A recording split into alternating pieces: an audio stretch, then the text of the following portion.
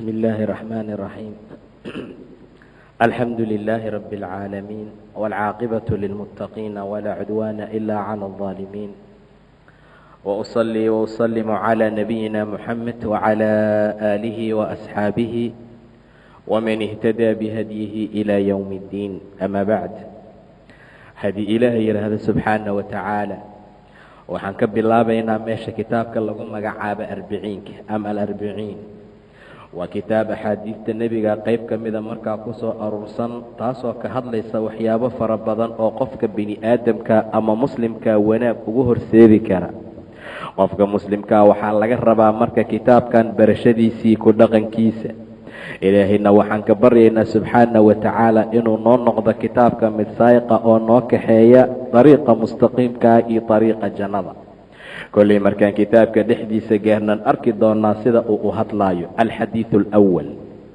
xadiidkii koowaad can amiiri lmu'miniina mu'miniinta amiirkoodii ayaa laga wariyey abi xafsin ahaa waa cumar ibn alkhitaab radia allahu canhu ilaahay ha ka raadi noqdee cumar ibni khitaab ayaa laga wariyey qaale wuxuu yidhi cumar samictu waxaan maqlay rasuula allahi sala allahu calayhi wasalam rasuulkii ilaahay ayaan maqlay naxariis iyo nabadgelyo korkiisa ilaahay ha yeele oo yaquul dhahaya innama alacmaalu camalka oo idil binniyaati niyaadka ayay ahaayeen iyo niyooyinka ayay ka ansaxaan wa innamaa likulli imri'in shaksi walbaana wuxuu leeyahay maa nawa wixii markaa uu niyeysta faman kaanad qofkay ahaata hijratuhu hijradiisa ilallaahi ilaahay dartii ay xaggiisii wa rasuulihi fa hijratahu hijradiisu waa ilallaahi wa rasuulihi waman kaanad qofkaysa ahaata hijratuhu hijradiisa lidunya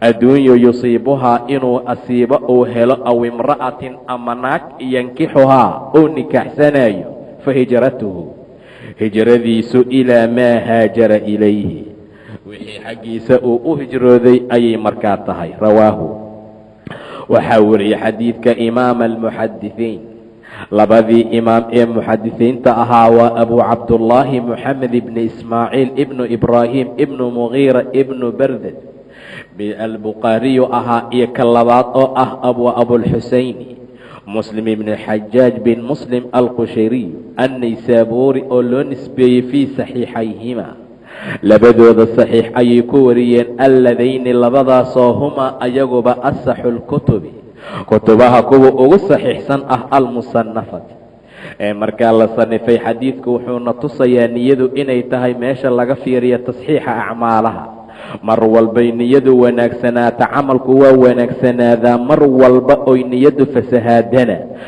camalku markaa waa fasahaadaa sidaa darteed ayaa loo baahan yahay qofka inuu wax walba uu niyeysto khayr iyo wanaag uu ka dhigo waxaana loola jeedaa qofka inuu sameeyo waxa uu samaynayo khawfan min allahi tacaala cabsi ilaahay xaggiisa uu uga cabsanayo inuu u sameeyo iyo cibaadada addoonkaa taaca iyo inuu shayga uu dalbayo uu u dalbo inuu janno ka helo iyo thawaab waa cibaarada tijaarada sidaa darteed waa qofku inuu wax sameeyo asagoo xishood alle ku jira gutana xaqa ilaahay ku leeyahay subxaana wa tacaala sidaa darteed ayuu rasuulku yidhi innama alacmaalu binniyaat camalada oo dhan niyada ayay ahaadeen qof allaala qof kastana waxa uu leeyahay wixii markaa uu niyeysto qofkay niyadiisu ahaato ilaahay dartii qofkay hijradiisu ahaato ilaahay dartii iyo rasuulka hijradiisu intaa ayay ahaato thawaab fiican ayuu ilaa xaggiisa ka helaa subxaana wa tacaala wa innamaa likulli imri'in maa nawaa shaksi walbaa wuxuu niyeystow leeyahay ee faman kaanat hijratuhu ila allahi wa rasuulihi ilaahay iyo rasuulkiisa xaggooda oo sababta uu uga baxaya magaalada maka oo u aadaya madiina hijradaas sababta uu u galay hadday tahay ilaahay dartii iyo inuu u gargaaro rasuulka hijradiisa taa ayay ahaato niyadiisa markaa loo thawaabina waman kaanat hijratuhu lidunya qofkiisa qaradkiisii adduunka uu ahaada iyo ujeedadiisa iyo inuu helo naag uu nikaaxsado fa hijratuhu ilaa maa haajara ilayhi wixii uu u hijrooday ayuu markaa leeyahay waxaad ogaataa ikhlaaska mararka gobol ka mida inuu u soo banbaxo aafaad cajaa'ib badan. qof kastoo camalkiisa uu cajabiyo camalkiisu waa bura. qofkii isweynaysiiya saas oo kale. maca daalika waxaa la rabaa qofka waxa uu falaayo ama uu dalbayo adduun iyo aakhira waxay ahaadaanba in niyo fiican oo khaalis ahoo ilaahay dartii uu u sameeyo markaa ay ka ahaato. xadiidku wuxuu tilmaamayaa ama waa axaadiista ay ku bilowdaan kutubaha dhammaantood, waxaana loola jeedaa qofka wax baranayo waxa aad baranaysa ka dhig camalkaaga ama niyadaada mid ilaahay dartii ah. qofka kitaabka qoraya saas oo kale wax walba oo la rabo in la sameeyo in niyad fiican markaa lagu sameeyo. inama alacmaal marka la leeyahay inamaadaa waxay tilmaamaysaa waa xasri, waxaa loola jeedaa wax kale maba ahane camalka meesha qofka laga fiiriyo ikhlaaskiisa iyo wanaagiisa waa niyada. inama alacmaalu binniyaat, niyada ayay markaa ahaatay. wa inamaa likulli imri'in maa nawaa, qof walbana wixii uu niyeysta ayuu markaa leeyahay. camalada meeshay ka ansaxaan, meesha laga aqbalo, kamaalka, nusqaanta, kulli meelaha laga helo waa niyada. qof walba niyadiisa sida ay tahay ayaa markaa lagu jaasinaa. wax walbana niyaa loo baahanya qofku inuu la yimaado. wamaa umiruu ilaa liyacbudu allaha mukhlisiina lahu ddiin. markaad tukanaysa niyo la imow, markaad soomaysa niyo la imow. wax walba niyada ayay markaa ka ahaatay hijrada. qofka uu samaynayo waxaasoo dhan waa inay ilaahay dartii ahaadaan subxaana wa tacaala. haddii kayrkiis ay ku jiraan qofku hawaab markaa ma laha. marka qofka waa inuu niyada aad ugu dadaalo khayrkeeda iyo wanaaggeeda. maxalkeedana waa qalbiga, in lagu talafudo ama lagu dhawaaqaana markaa lama ogola. marka qofka muslimka waa inuu xaaladaa ogaado, waxa uu samaynayo oo dhanna niyad fiican uu ku sameeyo. alxadiid athaani, xadiidkii labaad, can cumar ibni can cumara radia allahu canhu aydan waxaa loola jeedaa waa noqod ama mar labaade. qaale wuxuu yidhi baynamaa waqti naxnu anagoo juluusu fadhina cinda rasuulillaahi, rasuulka ilaahay agtiisa sala allahu calayhi wasalama, daata yowmin maalinna ay u saaxiib tahay. iطalaca calayna waxaa nagu soo taalacay korkeenoo nagu soo baxay rajulu nin shadiidu bayaadi hiyaabi, dharkiisa caddaantoodu ay aad u daran yihiin. macnaha nin dharka uu watay aad u nadiif yihiin oo aad ay u cad yihiin ayaa nagu soo baxay anagoo koox saxaabo ah aan nahay oo nebiga la fadhino. iطalaca calayna waxaa nagu soo baxay dusheenna rajulu nin oo shadiidu bayaadi hiyaabi, dharkiisa caddaantoodu ay daran tahay, shadiidu sawaadi shacri, timihiisa madoobaantooduna ay aad u daran yihiin. laa yura aan lagu arkayn calayhi korkiisa aharu safari, safaraadkiisa. nin bannaan ka yimid oo musaafira ma aha. ileen hadduu musaafir ahaan lahaa basaas iyo dhib iyo wasaq iyo waxaa ka muuqan lahayd, tii ma laha. walaa yacrifuhu mina axadun, axad annaga naga mid ah oo yaqaanoo aqoonsanaya ninkaana ma jiro. macnaha wuxuu cumar ula jeedaa ninku ma aha nin magaalada degano, hadduu magaaladu degan yahay waa la aqaan lahaa. haddana nin musaafirna uma ekoo bannaan ka yimid, hadduu bannaan ka imaan lahaa aahaartii safarkaa ka muuqan lahayd. labadaba ma aha.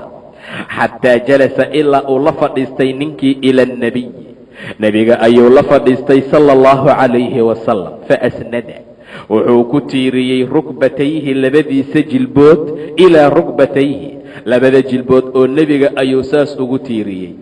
wa wadaca wuxuu saaray kafayhi, labadiisa kafood waa gacmaha inta lulata, calaa faqidayhi, labadiisa faqadood ayuu saaray. calaa faqidayhi yaa loo celina. qolaa tiri nebiga labadiisa cajarood ayuu saaray, laakiin waxaa ka wanaagsan in la dhaho cajarooyinkiisa ayuu ninku saartay. aadaabtana taasaa markaa ku fiican. wa qaala, ninkii wuxuu yidhi, yaa muxammedow akhbirnii can ilislaami, islaamka iiga khabarba.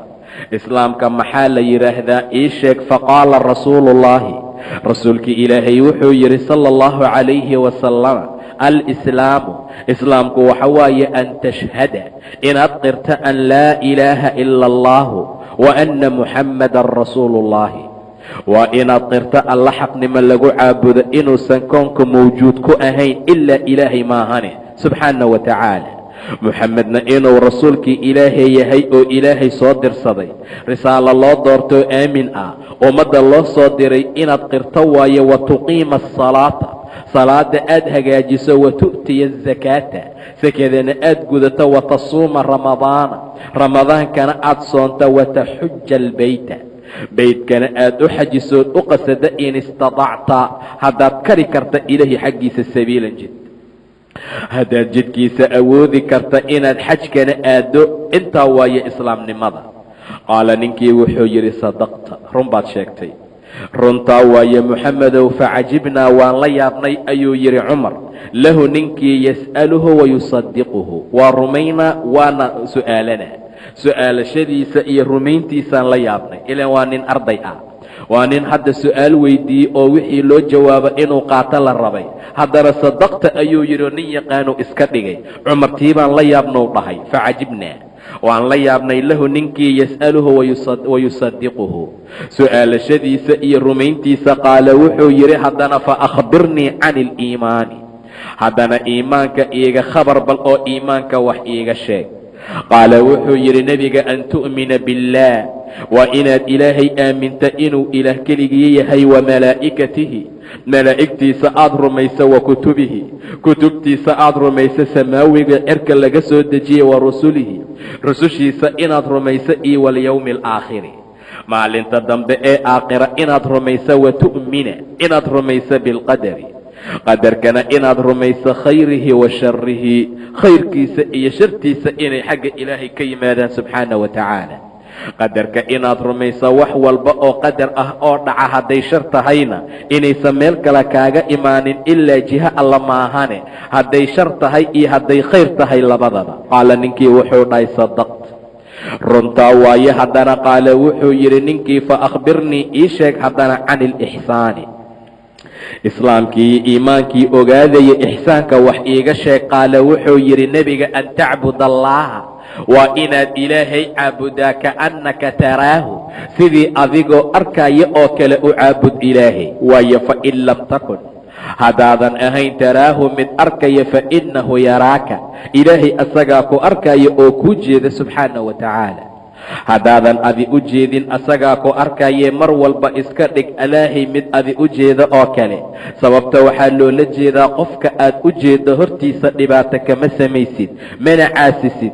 saasoo kale markaa u sameey ilaahay. qaala ninkii wuxuu yidhi, faakhbirnii, waxaad iiga khabartaa haddana can isaacati, saacadda qiyaamo goormay dhacaysaa ii sheeg haddana.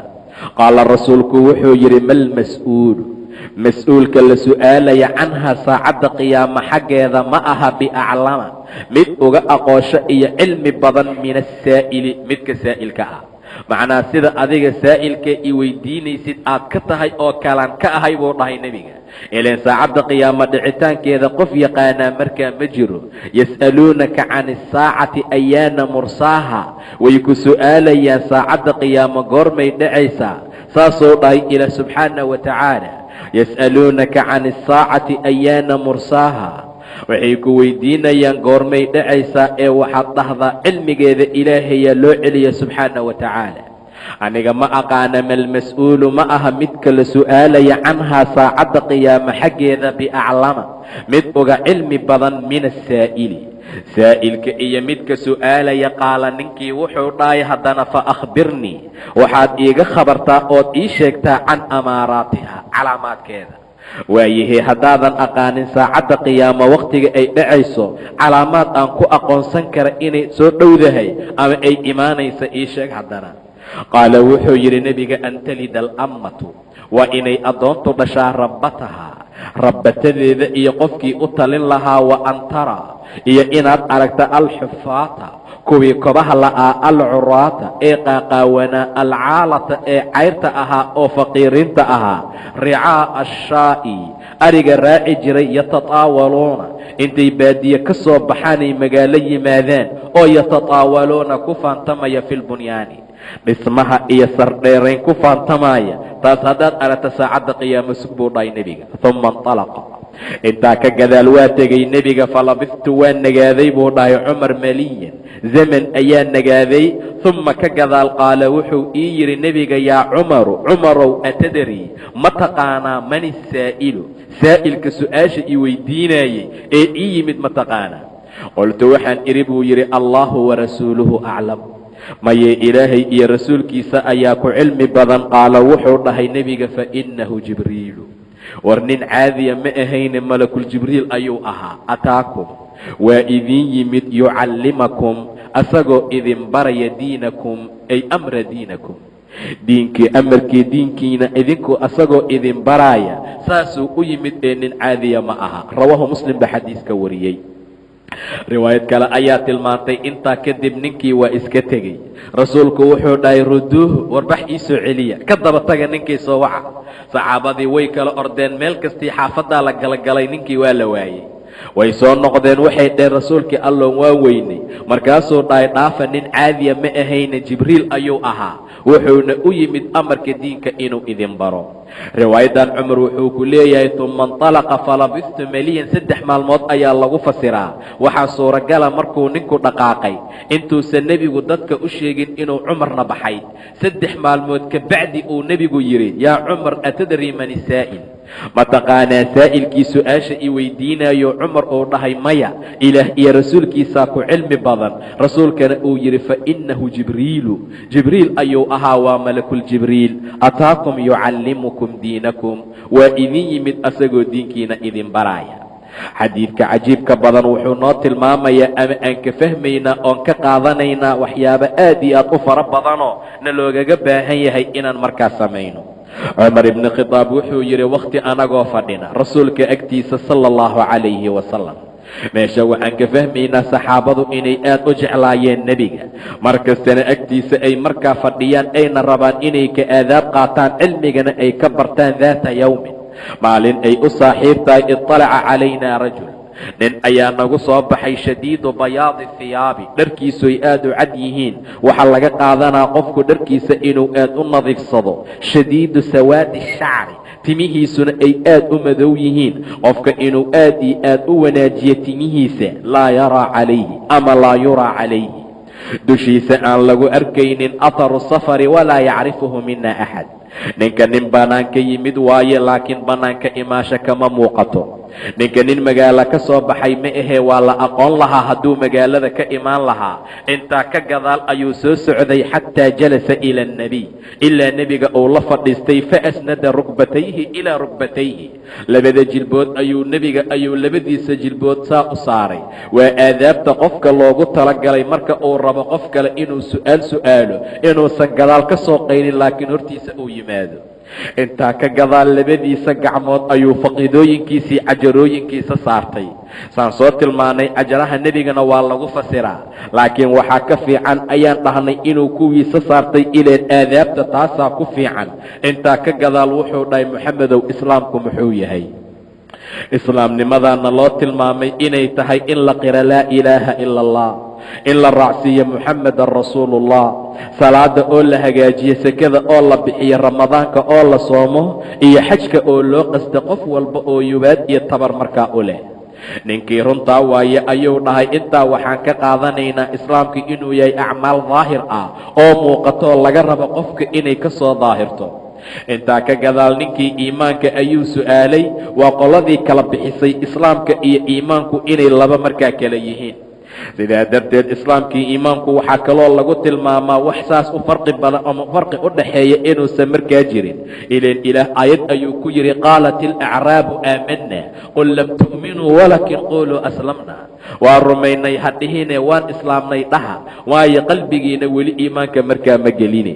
sidaa darteed ayaa islaamka iyo iimaanka qolada kala qaadaa saas ay yidhaahdaan. fa akhbirnii can iliimaan buu yidhi, haddana iimaanka ii sheeg. iimaanku waa inaad rumaysaa la yidhi ilaahay inuu keligiis yahay, waxdaaniyada asaga mutaystay, qaaliqa koonka abuuray inuu markaa yahay, wax cajis gelin kara uusan jirin, alla xayi ah oo qayuumoo noolaan jiray, haddana noolaana doono inuu yahay subxaanahu wa tacaala.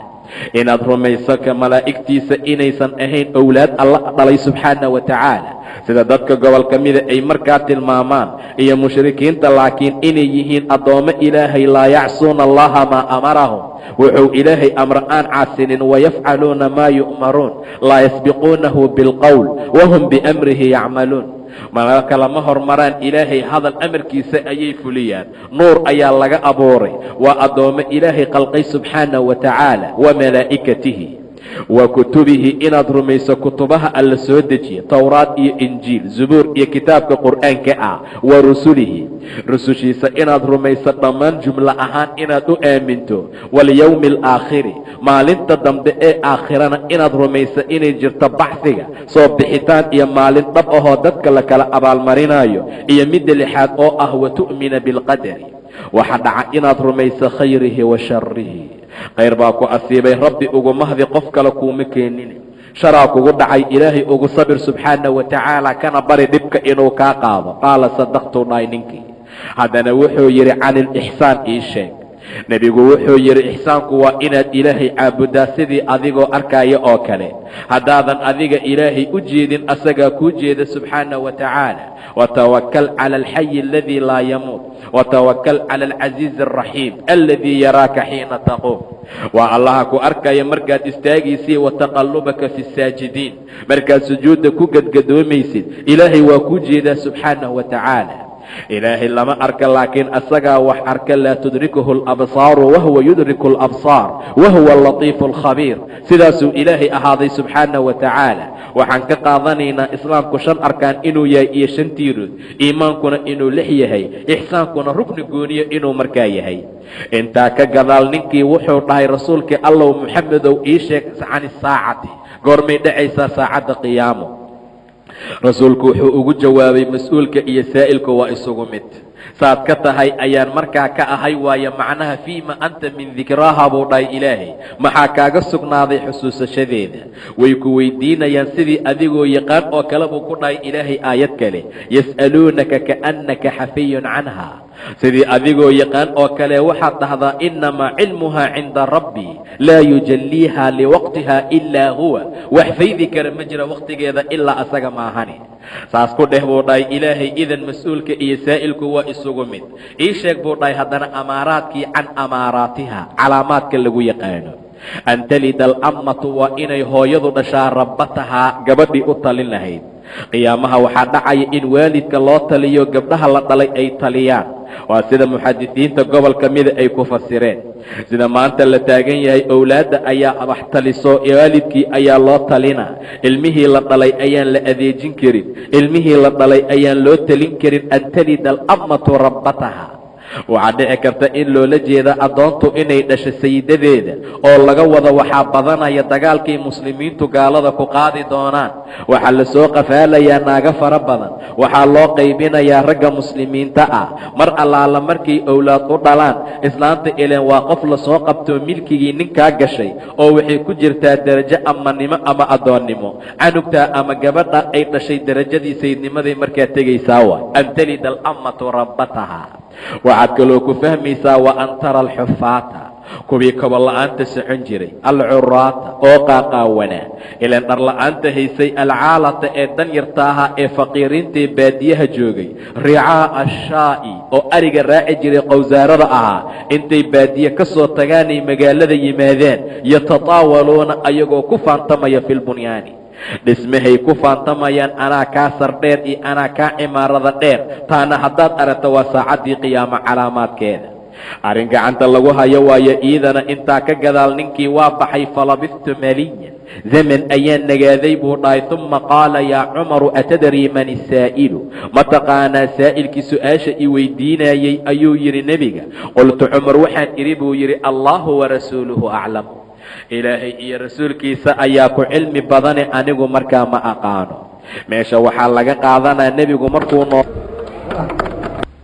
su-aal weydiiye allahu warasuuluhu aclam ilaahay iyo rasuulkiisaa ku cilmi badan maanta waxaad maqlaysaa dadka gobol ka mida haddii wax ay weydiinayaan ama la weydiiye ama ay rabaan inay cilmiga dhinac kale u leexiyaan inay dhahayaan allahu warasuuluhu aclam waxaa lasu waafaqay araddaa inay mamnuuc tahay oo maanta lagu ekaan kara allahu aclam keliya oo fii xayaatada nebiga ay ahaan jirtay allahu warasuuluhu aclam sidaa waaye ileen rasuulka markuu noolaa hadday u tiiriyaan darajo waxyi ayaa u imaanayo jiha rabbiyaa looga soo waxyoonaa saasuu markaa dadka ugu sheega laakiin hadda waa allahu aclam keliya qaala fainahu jibriilu ataakum waa idin yimid yucallimukum asagoo idin baraya diinakum diinkiina diinkiina inuu idin baro ayuu markaa u yimid. sidaa darteed ayaa xadiidka waxa uuna tusaaleeyey ama uuna baray arrimooyin aad iyo aad markaa u wanaagsan loona baahan yahay dadka muslimiinta inay raacaan.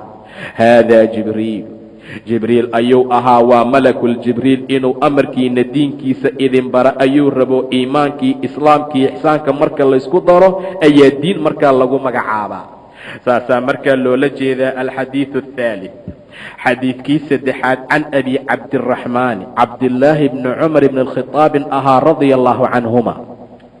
asii aabiiba allah ka raadi noqdee, qaala wuxuu yidhi ninka la yidhaahda cabdullaahi bni cumar, samictu rasuula allahi, rasuulkii ilaahay ayaan maqlay sala allahu calayhi wasalam oo yaquul dhahaya, buniya alislaamu, islaamkii waa la dhisay calaa 5 5 tiirood ayaa lagu dhisay. waa shahaadati an laa ilaaha ila allahu wa anna muxammadan rasuulu llahi wa iqaami asalaati wa iitaa'i azakaati wa xaji ilbeyti iyo wa sawmi ramadaana.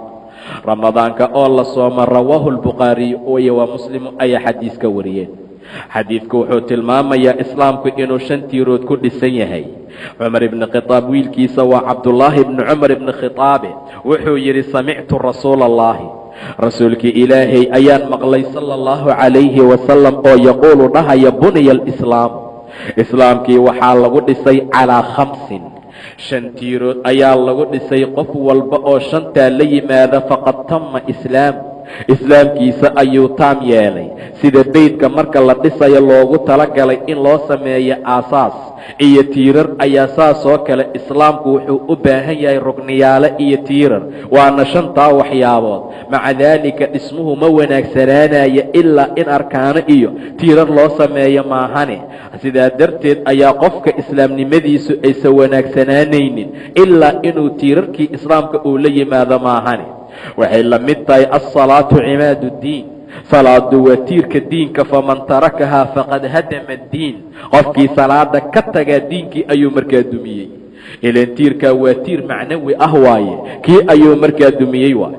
maca daalika mathal ayuu ka dhigayaa ilaah subxaana wa tacaala nebigiisa. islaamka 5taa tiir ayaa lagu dhisay. shahaadati waa qiritaan la qira an laa ilaaha ila allahu, ilaahay maahe inuusan alla kala jirin xaqnimo lagu caabudo ila allah, wa anna muxammadan rasuulu llahi, muxamedna rasuul ilaahay inuu markaa yahay, iyo wa iqaami asalaati, salaada oo la hagaajiyo, wa iitaa'i azakaati, zakada oo la guto, iyo wa xaji ilbeyti, beytka oo la xajiyo.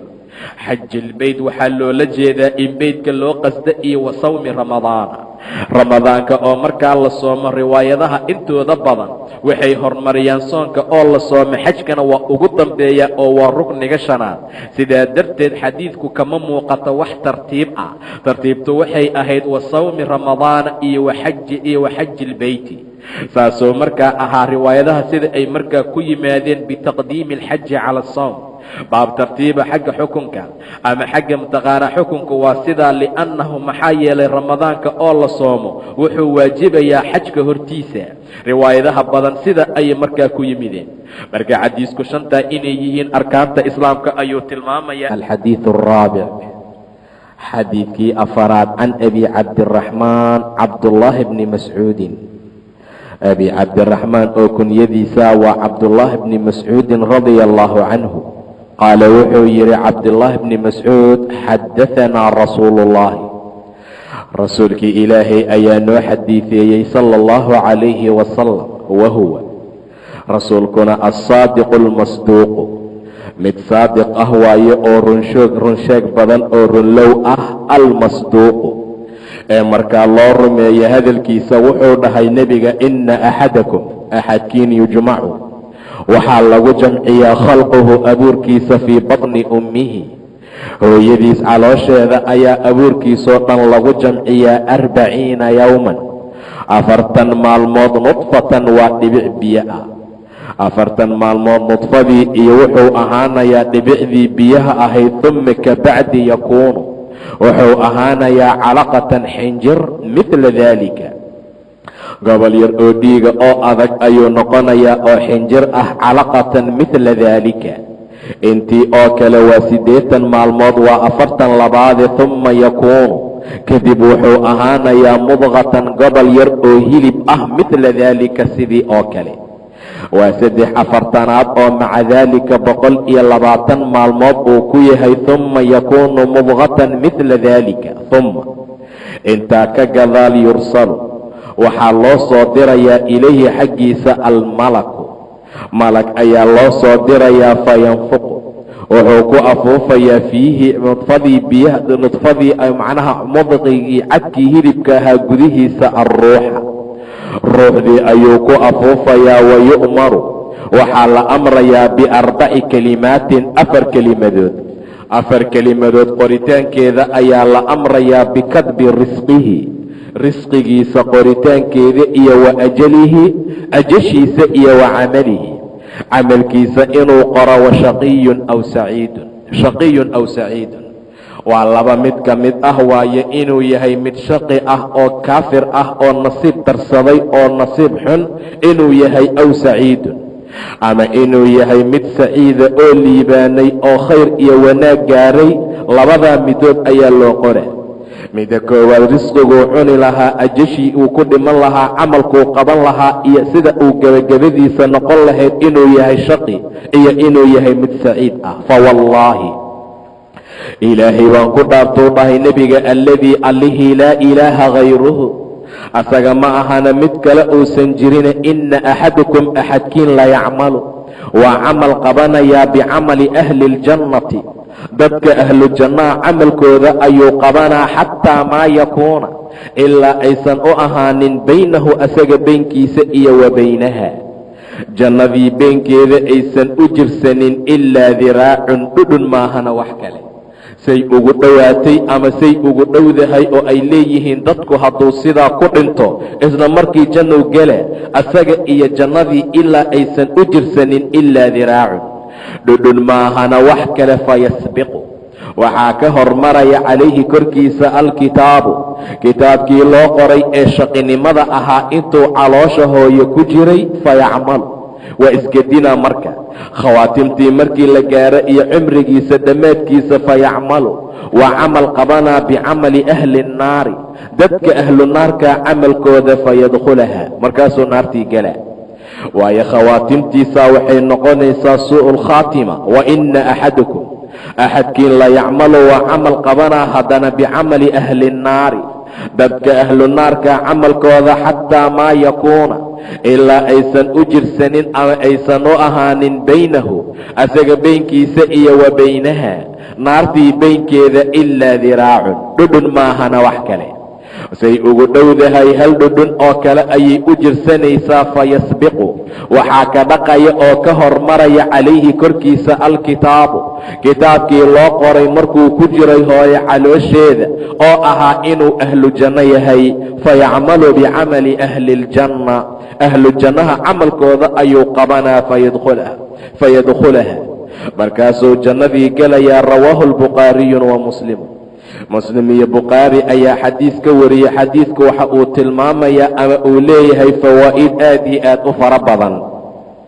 rasuulka wuxuu ka warinayaa ninka lagu magacaabo cabdullaahi bni mascuud inuu nebigu yidhi inuusa ahaa uu qiray inuu saadiq masduuq ah yahay. waa mid run badan hadalkiisana la rumaysta ilan waxa uu ku hadlaa ma aha wax cindigiisa ka yimida waxa uu ku hadlaa wax kale ma ahan buu yidhi ilaahay ilaa waxyun yuuxa waxyi loo waxyoonayo xagga ilaah ka yimid maahane.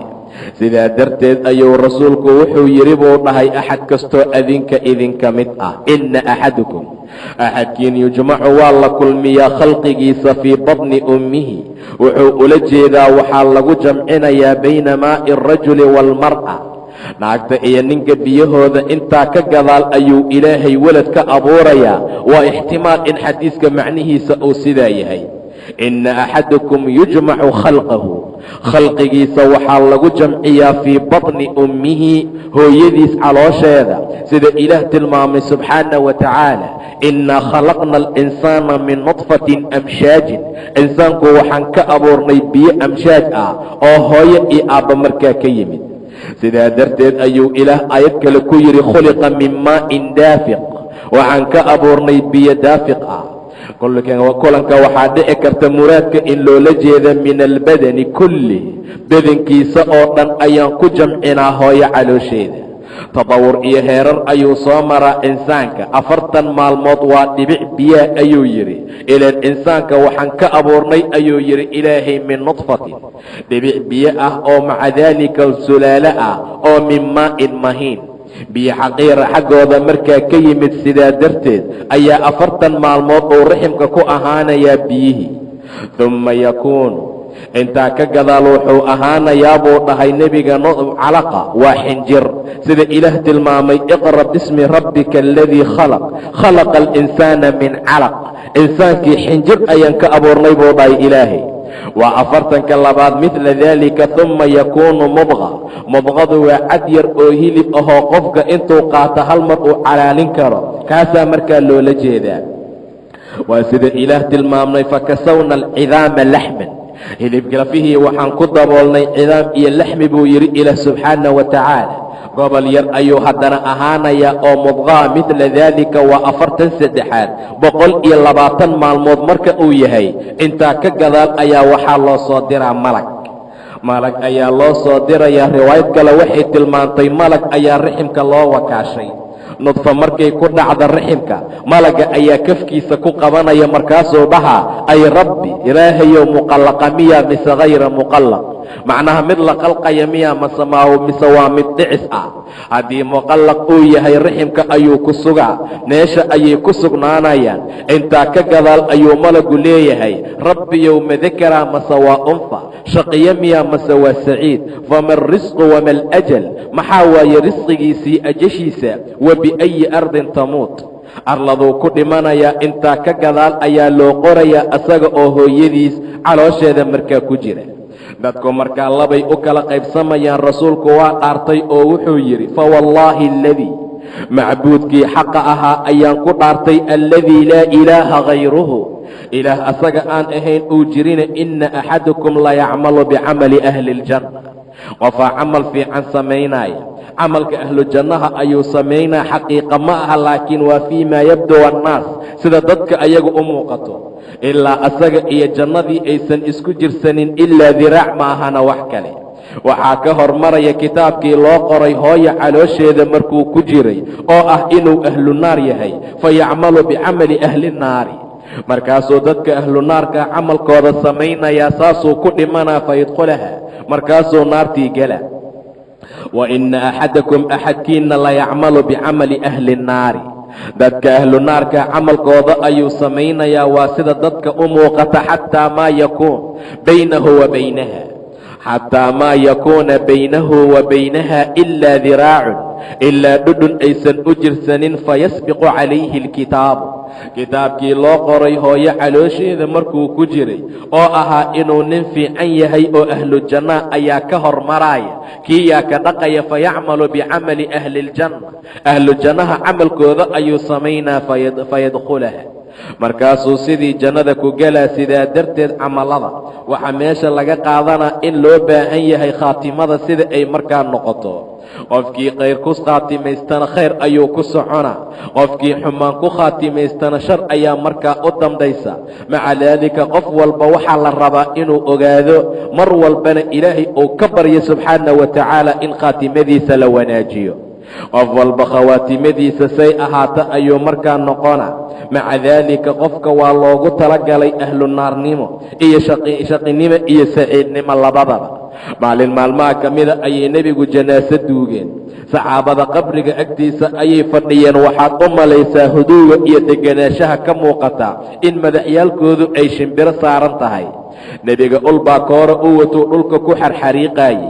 markaasuu yidhi axad adinka idinka mid ahi ma jiro ilaa waxaa loogu talagalay ama maqcad ayuu ku leeyahay jannada iyo naarta. sidaa darteed qof walba meeshii loogu talagalay ayuu ilaahay geynaa. saxaabadu waxay dhaheen rasuulkii allow hadday sidaa tahay maan kitaabkeenna iska tala saaranoon camalada ka tagno. maya ayuu yidhi nebiga, icmaluu fa kullu muyasarin limaa khuliqa, camal qabta qof kasta wixii loo qalqaa loo fududeeyey. fa amaa man acطaa waاtaqaa wasadaqa biاlxusnaa fasanuyasiruhu lilyusraa. qofkii ilaah ka cabsado khayrka iyo wanaagga ku dadaalo oo mtaqaana aan bakhiilin oo diinta raaca waxaa loo fududeeyey tii fududeed waa jannada wa amaa man qof allaala qofkii bakhiila wa amaa man bakhila wastagna wakadaba bilxusnaa tan wanaagsanna beeniya fasanuyasiruhu lilcusraa tii culayska badneed ayaa asagana markaa loo fududeeyey idan khawaatimada mar walba la fiiriyaa qof walbana waa inuu ilaahay ka baryaa in khaatimadiisa markaa la wanaajiyo alxadiid alkhaamis xadiidkii shanaad can ummi lmu'miniina mu'miniinta hooyadood waa ummi cabdillaahi caaishata radia allaahu canha ilaahay ha ka raadi noqda caaishee qaalad waxay tihi qaala rasuulullaahi rasuulkii alla wuxuu yidhi sala allahu calayhi wasalama man axdatha qofkii ku soo diriya fii amrinaa amarkeenna haadaa ee kan ah maa ku soo dara laysa minhu aan ka mid ahayn fahwa raddun waa mid lagu celinaya rawaahu lbukhaariyun wa muslimun ayaa xadiidka wariyey wa fii riwaayatin limuslimin riwaayad kale oo muslima waxay ahayd man camila qofkii camal qabta camalan camal oo laysa calayhi amruna amarkeena aan waafaqsanayn waa diinkeennee fahwa raddun asagana waa lagu celina ummilmu'miniin ayaa warinaysa mu'miniinta oo dhan ayay hooye u tahay caaisha waa derajada ixtiraamnimada loola jeedaa amaa khalwaynta iyo musaafaxadii waxyaabaha kale loolama jeedo ixtiraamidda ay ixtiraamayaan ama ay ka dhex mutaysatay ayada iyo dumarkii nebiga qabay saasay ugu magacaawdeen inay mu'miniinta hooye u yihiin wa aswaajuhu ummahaatuhum sida ilaah uu yidhi waaye nebiga naagihiisa mu'miniinta hooyooyin ayay markaa u yihiin ummi cabdillaahi caaisha wax ma dhalin ayaa la yidhi ilaahay ha ka raadi noqdee ummi cabdillaahi waxaa loo yidhi waa cabdullaahi ibnu zubayr ayaa loola jeedaa waa wiilkii ay asma dhashay waa walaasheed oo habaryar ayay markaa u tahay carabta aad u jeclaan jirtay kunyada noocaasa ummi iyo abuu in la yidhaahdo maca daalika wiilkaa habaryarta ay u tahaa loo nisbeeyey ummi cabdillaahi ilaan habaryar ayay markaa u tahay alkhaalatu bimansilati alum habaryartu waxay joogtaa booska hooye ayuu dhahay nebiga qolaa waxay qabaan caaisha inay uur qaaday laakiin ay dhicisay oo dhicis ay markaa ka noqdeenay soo riday laakiin war sugan ma aha cabdillaahi waxaa dhashay oo asmaa caaishata waaye radia allaahu canhaa qaala waxay tihi caaisha qaala rasuulullaahi rasuulka alla wuxuu yidhi sala allahu calayhi wasalama man axdatha fii amrina axdadka waxaa loola jeedaa qof allaala qofkii ku soo dara cibaadaadkeenna iyo diinteenna xagga qusliga waysaqaadka soonka salaada iyo ficil walba oo ilaahay amray subxaana wa tacaala nebigana bayaaniyey wax aan ka mid ahayn oo nebiga sheegin qofkii ku soo cusboonaysiiya oo ku soo dara diinkeenna maa laysa minhu waxaan ka mid ahayn fahwa raddun laga yeeli maayo wax laga aqbalayaa ma aha qof allaala qofkii bidcanimo keena xadiidku waxa uu la dagaalamayaa bidcada iyo waxyaabaha dadku ay gadaal ka keenaan dadka gobolka mida ay ku magacaabaan inay cibaado tahay xaaladaha noocaasoo dhan waa wax aan markaa la oggolayn aadaanka marka uu dhacee intaan la aqimin ka hor oo aqimku soo dhow yahay mu'adiniinta gobolka mida ayaa waxay aqriyaan rabbi salli waxyaaba la mid ah waa bidca ma ahayn shay nebiga ka sugnaaday 12 mawliidka marka la gaaro dadka gobolka mida ixtifaal ayay sameeyaan oo nebigan xusnaa ayay dhahaan waa bidca waxyaabahaasoo dhan ayaa markaa loola jeedaa oo ay dadku u malaynayaan inay diin tahay qofkii ku soo dara maa laysa minhu fahwa raddun marduud waayo mid lagu celinayo ma laga yeelaayo taa waa qofkii ku soo dara qofkii sameeya ka waran kaana lama iloobin rawaahu albukhaariyu wa muslim wa fii riwaayatin limuslimin man camila camalan qofkii camal qabta laysa calayhi amruna amarkeena aan ahayn buu dhahay nebiga fahwa raddun asagana marduudun calayhi waa lagu radinayaa sidaa darteed ayaa waxaa la rabaa qofku inuu itibaac sameeyo wamaa aataakum arasuulu faquduuhu wamaa nahaakum canhu fantahuu wixii rasuulka idinkeenayna qaata wuxuu idinka reebayna ka taga wattaquu llaha ina allaha shadiidu alciqaab waxaa loola jeedaa wax adiga gadaal aad ka kaysan kartaa ma jiro waxaad maqlaysaa shaygan waa bidca waa shay ila fiicnaaday ha kula fiicnaada hadduu fiicnaan lahaa ilaahayaa amri lahaa nebigaa caddayn lahaa shaygu si kastay u fiican yihiin haddaysan islaamku sal ku lahayn wax diin ah ma aha qofkii keenana waa lagu celina fahwa raddun ay marduudun calayhi waa mid korkiisa lagu naqaayo wax laga aqbalaya malaha waayo macnaha saasaa markaa loola jeedaa shaygan way ila fiican tahay iyo shaygan xaaladiisa sidaa ah wax qofka laga maqlaya ma aha qofkii camal qabta camalkaasna aan diinta alla ku sugnayn fahuwa raddun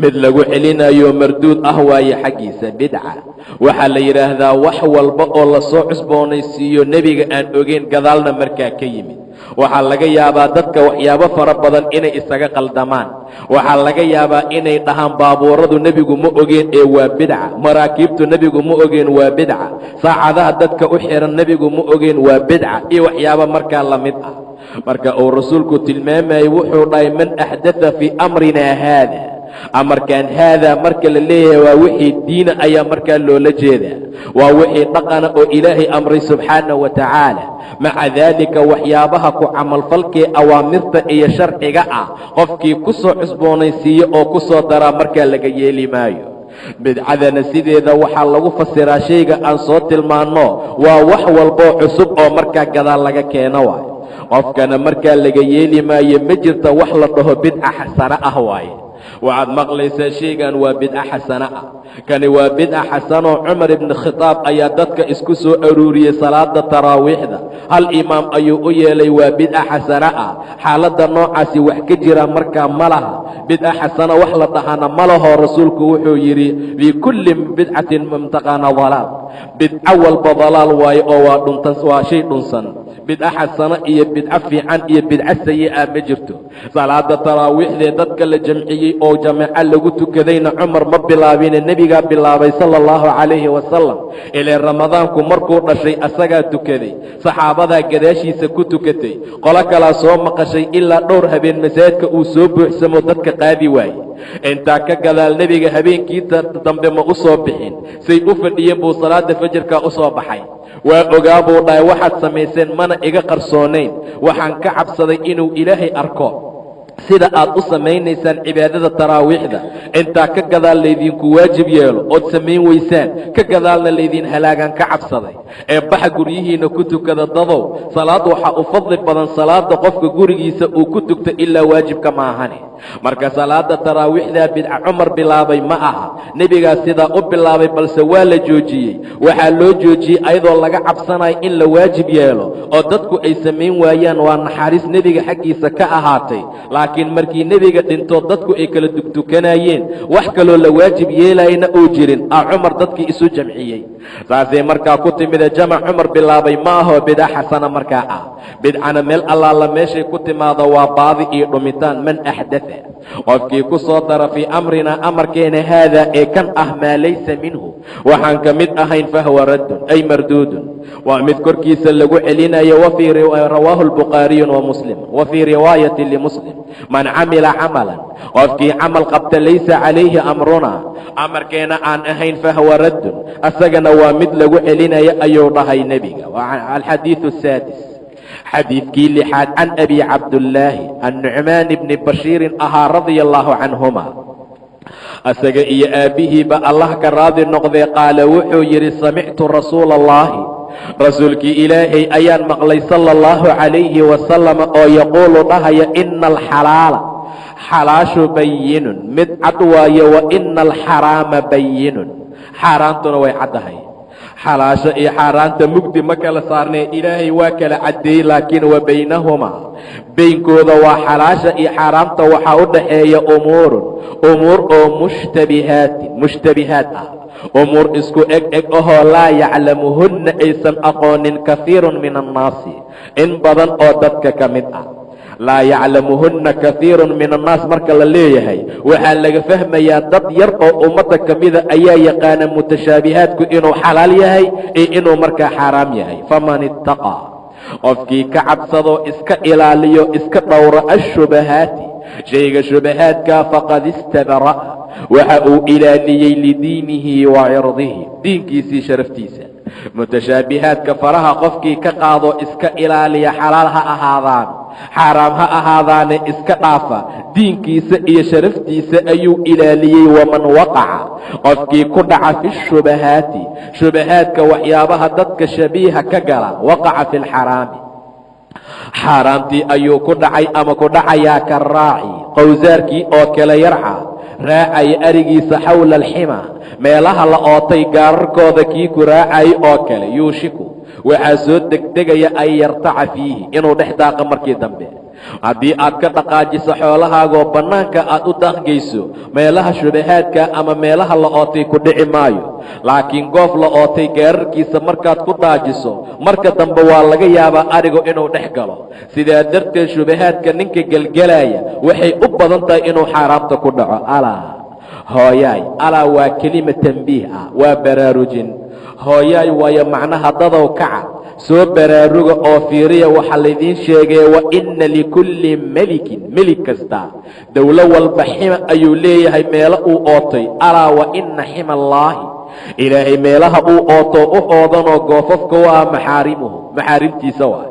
ilaahay dhul iyo goof ma oodanina waxa u wareegsan oon laga geli karin waa wuxuu isaga xaaraantinimeeyey. alaa hooyaay, wa inna fi ljasadi jasadka mudqatan cad yar oo hiliba ayaa ku yaala oo idaa salaxa hadduu hagaagsanaado uu fiicnaado salaxa aljasadu kulluh, jasadka oo dhan uu fiicnaanayo.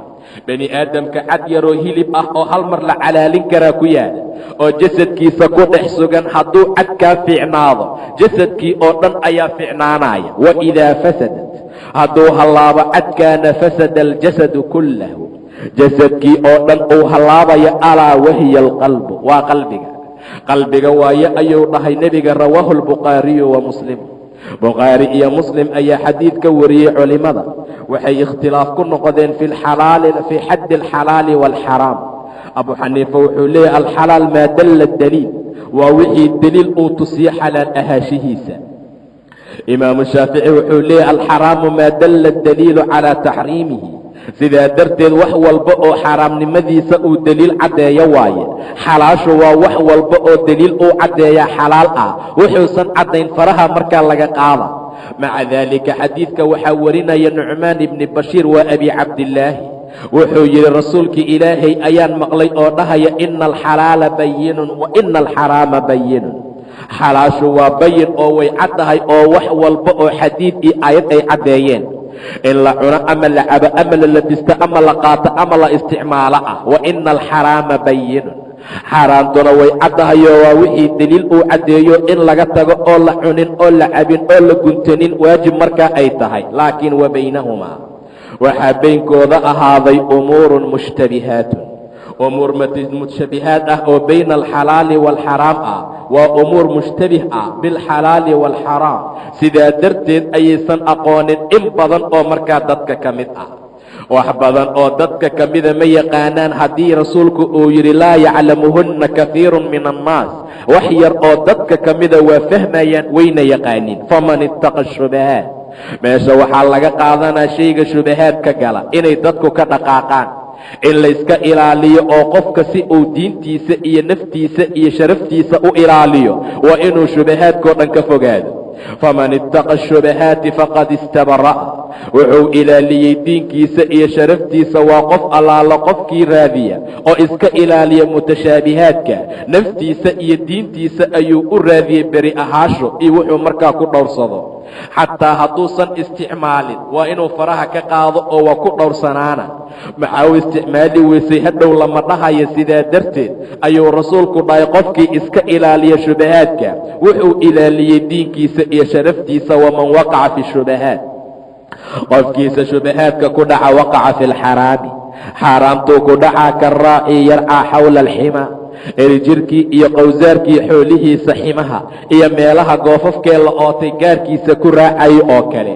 saasuu la mid yahay qofka shubahaadka isticmaala. yuushiku an yartaca fiihi, waxaad degaysa ee dhexdhexaysa marka dambe inuu daaqa. alaa wa inna likulli melikin, melig kasta ximo ayuu leeyahay. meelaa u oodan qof walboo duwal ah ama dawle ah waxaa u oodan melig walba xima.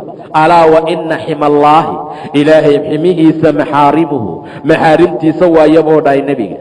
dadka waxaa la rabaa marka inay iska ilaaliyaan. matalan haddii la yidhaahdo ilaahiina ka cabsada oo raaca waxyaabahan sameeya, nebiga saasuu yeeli jiray.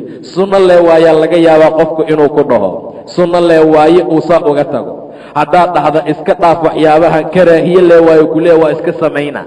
marka xaaladda noocaasa ma la rabay qofka wixii shubahaad ah iyo wixii karaahiye ah kulli waa inuu ka dhaqaaqa wixii suno ah iyo wixii waajibana inuu markaa sameeyo. alaa ina fi ljasadi jasadka mudqatan ayaa ku jira gobol hilib ah oo hadduu wanaagsanaado salaxa aljasadu kulluhu jasadkoo dhan uu ficnaanayo. waidaa fasadat hadduu hallaabana fasada aljasadu kullahu alaa wahiya alqalb qalbiga waaye ayuu yidhi. qalbiga asagaa ubucu ah, waa boqorka qalbiga jasadka ayaa lagu tilmaamaa. sidaa darteed wax walba waxaa loo baahan yahay qalbiga in laga wanaajiyo. qofka qalbiga ka bukooda dhibaato fara badan ayuu leeyahay, sida ilaah tilmaamay fii quluubihim maradun fazaadahum allahu marada. quluubtay ka jiran yihiin, jirada ilaahay ha u siyaadiyey subxaana wa tacaala. sidaasuu ilaahay munaafiqiinta ku tilmaamay. maca daalika wax walba waa qalbiga, sida ilaahay tilmaamay subxaana wa tacaala. qalbiga haddii uu wanaagsanaado jasadkoo dhan ayaa fiicnaanaya. maa asaaba min musiibatin ilaa biidni illaah, dhib kuguma dhaco ilaa ilaahay idinkiisa maahane. waman yu'min billaahi yahdi qalbahu, qofkii ilaahay rumeeye qalbigiisa waa hanuunay. saasuu ilaahay tilmaamay, qalbigaa laga soo qaatay. sidoo kale ayuu ilaah yidhi fain amina bacdukum bacda, haddii qaarkiin qaarka kale uu aamino falyu'addi aladii tumina amaanatahu, kii la aaminay amaanadiisa ha guta, ilaahayna ha ka cabsado, yuusan amaanada qarin. waman yaktumhaa fainahu aatimun qalbahu, qofkii qariya qalbiga ayuu ka dembaabay ayuu dhahay ilaah subxaana wa tacaala. qalbiga keligiis waxaa loo sheegay hadduu qalbiga xumaadana jasadkoo dhanaa xumaada, hadduu qalbiga fiicnaadana jasadkoo dhan ayaa markaa fiicnaada.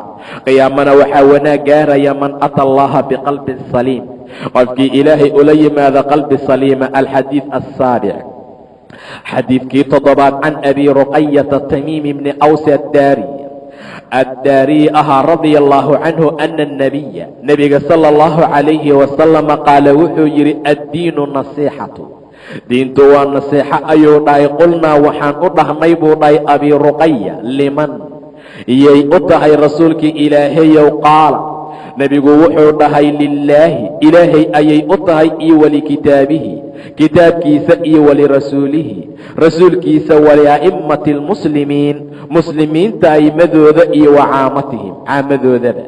a'ima waa hogaamiyaalka, caamaduna waa dadka markaa loo taliya. rawaahu muslim ayaa xadiiska wariyey. naseexadu waa kelimo jaamica, macnaheeda waxaa loola jeedaa waa shayga qofka loo sameeyey iyo kan samaynaya labadaba ay anfacayso. matalan hadday maradu kaa jeexanto maradaadii aad tasho, waxaa la leeyahay hebel maradiisii waa u naseexeeyey, sababtu waxay tahay asagana way anfacaysaa tolitaanka maradiina markaa way anfacaysaa waay. sidaa darteed naseexo waaye qofka xaaladda noocaasa ayaa loola jeedaa. maca daalika rasuulku wuxuu yidhi diinta oo dhanba waa naseexo. naseexo ayay ku dhisan tahay diinta islaamka. dadka muslimiinta inay isku naseexeeyaan, inay khalalka iyo waxyaabaha xumaanta iskala dagaalamaan. sidoo darteed ayoo kale ayaa lagu magacaabaa qofku haddii malabka uu saafi ka dhigo, wax barax ahna uusan ku darin, waxaa la leeyahay hebel malabka waa u naseexeeyey, macnaha wuu wanaajiyey waaye. wax kale uu ku soo darayna markaa ma jira. rasuulku wuxuu dhahay addiinu nasiixa, addiinu nasiixatun, diintu waa diin naseexo ah, waa diin naseexa ku dhisan. qulnaa liman yay u tahay ayaa nidhi? qaala lilaahi, ilaahay ayuu yidhi subxaana wa tacaala. ilaahay ayay u tahay. sidee bay ilaahay ugu tahay subxaana wa tacaala? waayo ilaahay qina cani nasxi naasixiin, dadka naseexaynaya naseexadooda waa ka kaaftoomaa subxaana wa tacaala. sidaa darteed ilaahay ayay u tahay ayuu yidhi, oo waxaa loola jeedaa qofka mar allaala marka ilaahay wuxuu rabaa adduunka in lagu caabudo keligii, wuxuu rabaa inaan shirkii waxyaabo kale loogu samaynin. idan qofka bini aadamkaee adduunka jooga hadduu sidaa yeelo, arrintii ilaahay uu rabay waa loo sameeyey, qofkiina waa sameeyo way anfacaysaa. ilaahay ayuu aaminaa, shirkiga ayuu ka hufaa, ilxaadka iyo waxyaabaha uu ka inkiray sifaadkiisa ayuu ka tegaa. wuxuu u sugayaa sifaad kaamil ah iyo jalaalnimo dhammaanteed. waa nasahayaa nasahitaan aan nusqaan lahayn. wuxuu u istaagayaa taacadiisa. alla dartiisuu wax u jeclaana, dartiisuu wax u naca, dartiisuu wax u xiriirina, dartiisuu wax u goyna. wuxuu qirayaa nimcada ilaahay siiyey, wuxuu samaynayaa arrimooyin fara